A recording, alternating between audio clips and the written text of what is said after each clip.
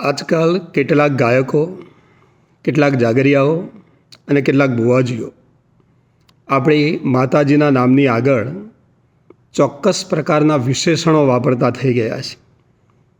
માતાજીની શક્તિ બતાવવા માટે ટાઈગર મેલડી, સિંહણ જેવી સિકોતર,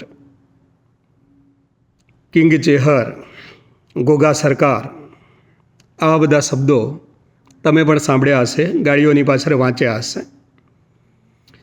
શાક્ત સંપ્રદાયની અંદર દેવી શક્તિનું વિશેષ મહત્ત્વ બતાવવામાં આવ્યું છે. શ્રી દુર્ગા ચરિત્ર નામના પુરાણની અંદર 108 દેવીપીઠોનું વર્ણન છે. એની અંદર 51 નંબર અને 52 નંબરના દેવીપીઠના વર્ણનમાં દેવી શક્તિને ઈશ્વર સમકક્ષ બતાવી છે. દર્શનશાસ્ત્રની અંદર દેવી શક્તિ ઉપરાંત સ્ત્રીઓનું પણ વિશેષ મહત્ત્વ બતાવ્યું છે.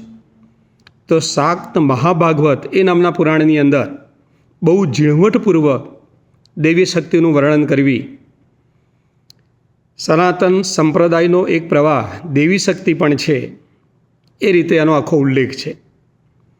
આવી વિશ્વવ્યાપી દેવી શક્તિ હોય અને એને આપણે આ પ્રામર પ્રાણીઓ સાથે સરખાવીને આડકતરી રીતે તેનું અપમાન જ કરીએ છીએ. એક ટાઈગર એટલે વાઘ, વાઘમાં જેટલી તાકાત કે શક્તિ હોય એટલી જ શક્તિ આપણી આ માતાજીમાં છે. આ મેલેડી માતા એટલે ખાલી વાઘ જેટલી શક્તિ એવું. સિંહણ જેવી સિકોતર, એક સિંહમાં જેટલી તાકાત કે શક્તિ હોય બસ એટલી જ શક્તિ આ સિકોતર માતાની અંદર છે. જે માતાજી ઈશ્વર સમકક્ષ હોય, અત્ર તત્ર સર્વત્ર વ્યાપ્ત હોય, આ સિંહ, વાઘ, રાજા, સરકાર આ બધાયના નિમિત્તની અંદર, ઉત્પત્તિની અંદર એ નિમિત્ત બનતા હોય એવી માતાજીની શક્તિને આપણે આડકતરી રીતે એક નાના અમથા કુંડાળાની અંદર એને આપણે મૂકી દીધી છે.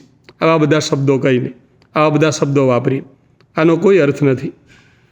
જેણે કોઈ દિવસ શાસ્ત્ર નથી વાંચ્યું, જેણે કોઈ દિવસ પુરાણ હાથમાં નથી પકડ્યું, એ પ્રકારના લોકો આ બધું ઊંધું છતું ભયડે એનો કોઈ મતલબ નથી. અને એટલે જ વિશ્વંભરી અખિલ વિશ્વ તણી જનેતા, વિદ્યાધરી વદનમાં વસજો વિધાતા, દુર્બુદ્ધિને દૂર કરી સદબુદ્ધિ આપો, મામ પાહી ઓમ ભગવતી ભવ દુઃખ કાપો.